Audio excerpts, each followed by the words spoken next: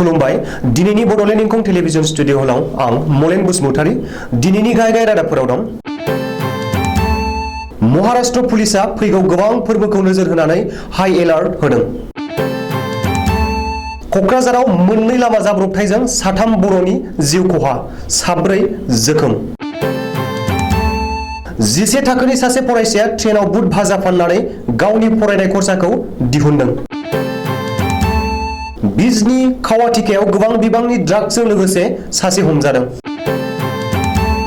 मरानाव उत्तरांचलनि सासे ड्राइभारनि गोथै देहा मोनदों। दानिया फैदो आबुं रादाबाव।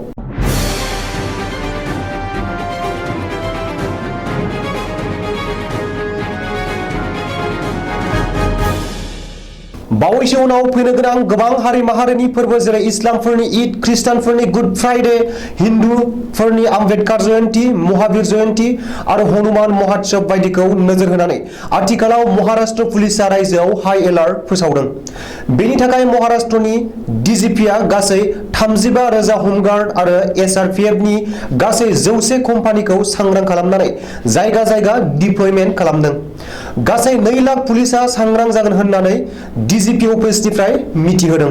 बेनि अनगायैबो महाराष्ट्रनि रायजो राजाया पुलिसनि गनायथि मोनाब्ला मोनसेबो समाजारि फोरबो एबा खुंथायखौ खुंनो मोननाय नङा होननानै माखासे गोख्रों बिथोननि फोसावलाय होदों।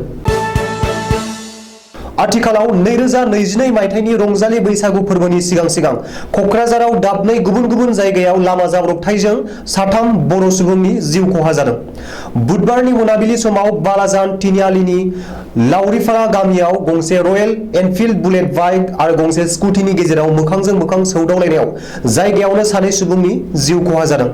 थैनाय सुबुंनि मुंखौ रुजुम बसुमतारी होननानै मिथिहोदों, नाथाय गुबुन सासे थैनायनि मुंखौ मिथिथ'नाय जायाखै। बे जाब्रबथायावनो रुजुम बसुमतारीनि बिसि पुनम बसुमतारी आरो गुबुन सासे कर्मजित बसुमतारी मोनहा गोब्राबै जोखोम जादों। आथिखालाव जोखोम जानाय सानैखौबो क'क्राझारनि रुपनाथ ब्रह्म सिभिल हस्पिटालाव एडमिट खालामदों होननानै सुलुङाव फोरमायदों। जायगानि सुबुंफोरा मिथिहोनाय बादिब्ला रुजुम बसुमतारीया रेल बिफानाव साख्रि मावोमोन। साननैसो सिगाङाव बैसागुनि सुत्ति लानानै न'आव फैदोंमोन। गुबुन मोनसे जाब्रबथाया क'क्राझार नोगोरनि साखाथि तितागुरिनि केन्द्रीय बिद्यालय मोखाङाव बृहस्पतिबार खालि फुंनि समाव जादों। गंसे बाइक आरो गंसे टाटा DI गारिजों सौग्रावलायनायाव बाइकजों फैनाय देरसोरां नार्जारी मुंनि सासे लाइमोना जायगायावनो जिउ गोमादों आरो गुबुन सानै फारियै मैखोम बसुमतारी आरो फनिन गयारीमोनहाबो गोब्राबै जोखोम जादों। सुलुङाव फोरमायनाय बादिब्ला बिसोर साथामबो गंसे बाइकआवनो गाखोनानै बावखुंग्रि फोरबोआव थांनो ओंखारदोंमोन। थैनाय देरसोरां नार्जारीया सेरफांगुरि आरो मैखोम बसुमतारी फनिन गयारीमोनहा सानैबो कसुगाव मैनागुरि गामिनि होननानै मिथिहोदों। आथिखालाव मैखोम बसुमतारी आरो फनिन गयारीमोनखौ क'क्राझार रुपनाथ ब्रह्म सिभिल हस्पिटालाव एडमिट खालामदों होननानै मिथिनो मोननाय जादों। निखावरि नखराव जोनोम जानाय लखिमपुर जिल्ला बगिबिलनि 11 थाखोआव फरायनाय फरायसा बिन'द कछारीया गावनि फरायसालियाव फरायनाय खरसाखौ बगिबिलनिफ्राय रङिया रेल स्टेशनसिम थांनाय ट्रेनाव बुट भाजा फाननानै दिहुनगासिनो दं। गहपुर रेल स्टेशनाव जेब्ला बिन'द कछारीया हान्थियारिफोरनो स्कुल ड्रेस गाननानै बुट भाजा फानदोंमोन अब्ला बे खौराङा सोराङाव फैदों। बिन'द कछारीनाव जेब्ला सोंलु खालामनाय जादोंमोन अब्ला गावनि नखरनि दुखुथिया हालोदखौ खिन्थायो। बिफाया गुबुननि न'आवसो खामानि मावो। बिफानि खामायनाय रांजों गावनि फरायनायनि बिजाब बायनाय खरसा आरो एडमिशनफोरा जाया होननानै आथिखालाव बिन'द कछारीया सप्तायाव समबार आरो मंगलबारावल' बगिबिल KVS सोलोंसालिमायाव क्लास खालामहैयो आरो गुबुन सानबाखौ बगिबिलनिफ्राय रङिया रेल स्टेशनसिम थांनाय जायखिजाया ट्रेनाव बुट भाजा फाननानै रां खामायो होननानै मिथिहोदों। बेनि उनाव बिन'द कछारीया उननि समाव भारतीय फाइकि हानजायाव हाबहैनो नाजागोन बेबायदि बुंनानै गावनि जिउ थांखिखौबो बुंथिनानै लादों।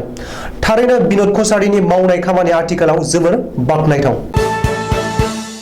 चिरां जिल्ला बिजनी खावाटिका गरायमारि लामायाव पुलिसा सासे ड्राग्स फालांगिखौ गोबां ड्राग्सजों लोगोसे हमदों। हमजानाय ड्राग्स फालांगिनि मुंखौ शहीदुल इस्लाम होननानै पुलिसा मिथिहोदों।